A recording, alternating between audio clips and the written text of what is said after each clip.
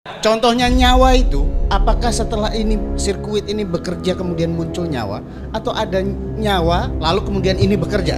Kalau gitu bisa dong, barang mati itu dibentuk menjadi benda hidup, bisa. Craig Venter sudah melakukan itu tahun 2009. Craig Venter itu mengambil DNA-nya diubah jadi bakteri hidup. Jadi manusia bukan hanya sekedar makhluk, kita juga kholik.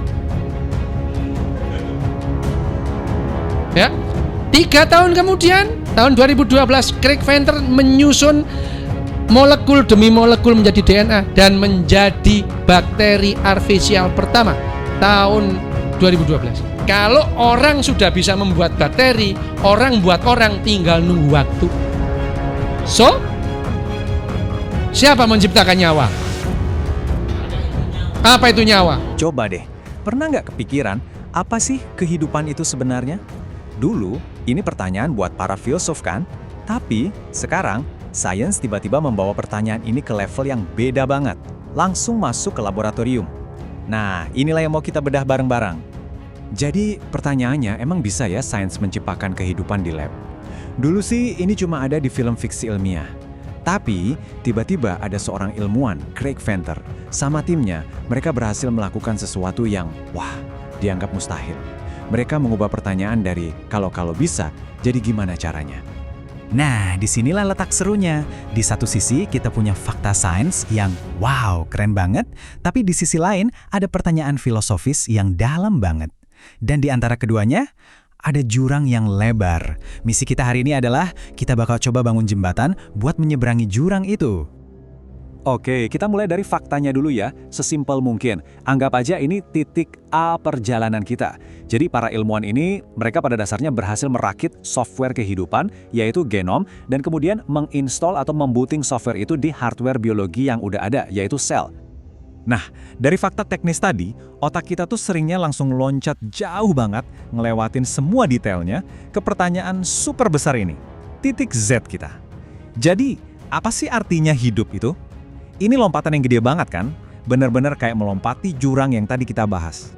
Nah, kutipan ini pas banget. Kalau kita langsung loncat dari fakta ke filsafat, kita justru kelewatan bagian paling menariknya.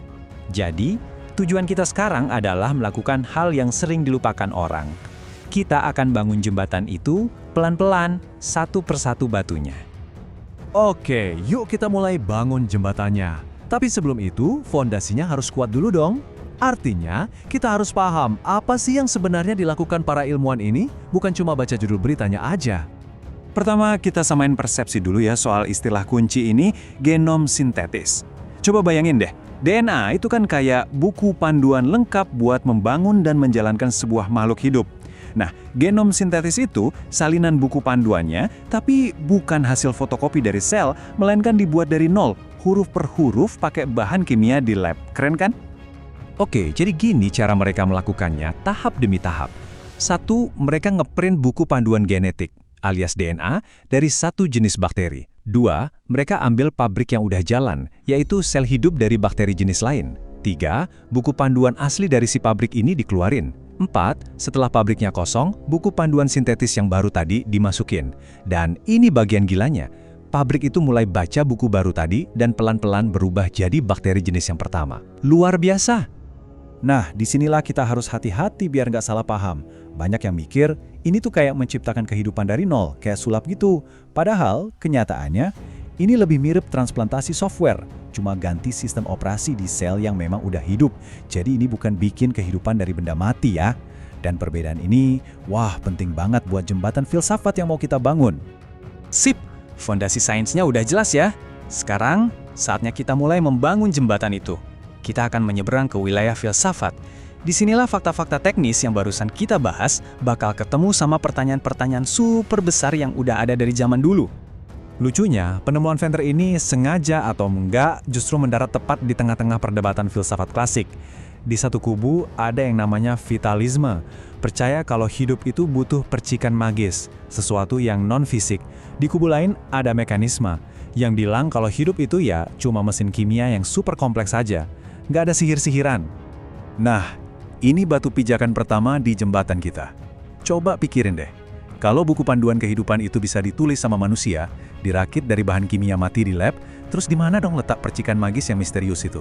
Ini seolah-olah nunjukin kalau kehidupan itu soal informasi, bukan soal sihir. Tapi tunggu dulu, begitu kita melangkah lagi di jembatan ini, ada sanggahan yang kuat banget. Ingat kan, genom sintetis itu cuma kode mati. Dia butuh pabrik yang udah hidup buat bisa ngebacanya. Nah, jangan-jangan percikan kehidupannya itu bukan ada di bukunya, tapi di mesin hidup yang bisa baca buku itu. Pertanyaan tadi membawa kita ke tengah-tengah jembatan, ke inti masalahnya. Jadi, apa itu hidup? Apakah hidup itu ada di bagian-bagiannya, di software DNA-nya? Atau jangan-jangan di prosesnya, di mesin sel yang hidup? Atau, dan ini kuncinya, mungkin hidup itu bukan salah satunya, tapi justru interaksi antara keduanya yang nggak bisa dipisahkan. Oke, jadi kita udah berhasil nyebrang. Dan poin pentingnya ini nih, tujuan kita nyebrang itu bukan buat nemuin satu jawaban yang pasti dan gampang. Bukan. Tujuannya adalah buat sampai di tempat baru, di mana kita bisa melihat segalanya dari sudut pandang yang berbeda. Tempat di mana kita bisa berhenti nanyain pertanyaan lama yang itu-itu aja, dan mulai bertanya hal-hal yang lebih tajam dan lebih baik. Jadi, mungkin nilai terbesar dari eksperimen ini bukan karena dia menjawab pertanyaan apa itu kehidupan. Justru sebaliknya, eksperimen ini ngasih kita semacam teleskop baru buat melihat pertanyaan itu. Jadi kita bisa mecah satu pertanyaan raksasa yang kabur itu jadi banyak pertanyaan lain yang lebih kecil, lebih spesifik, dan ya, bisa kita cari jawabannya secara ilmiah. Dan ini membawa kita ke level yang sama sekali baru. Kita nggak lagi cuma bertanya apa itu kehidupan secara umum, sekarang pertanyaan-pertanyaannya jadi jauh lebih spesifik dan bikin pusing ya. Misalnya, di mana sih batas antara mesin biologi sama makhluk hidup? Antara informasi sama proses biologi? Antara kode program sama kehidupan itu sendiri? Akhirnya kita sampai di pertanyaan terakhir yang lumayan provokatif. Selama ini kan sains sibuk mencari tahu asal-usul kehidupan. Tapi kalau sekarang, buku panduan kehidupan itu udah bisa kita tulis dan edit sendiri, mungkin pertanyaan terpentingnya bukan lagi soal masa lalu, tapi soal masa depan kita. Kalau kehidupan itu bisa diprogram, kira-kira apa yang bakal kita program selanjutnya? Coba deh direnungkan.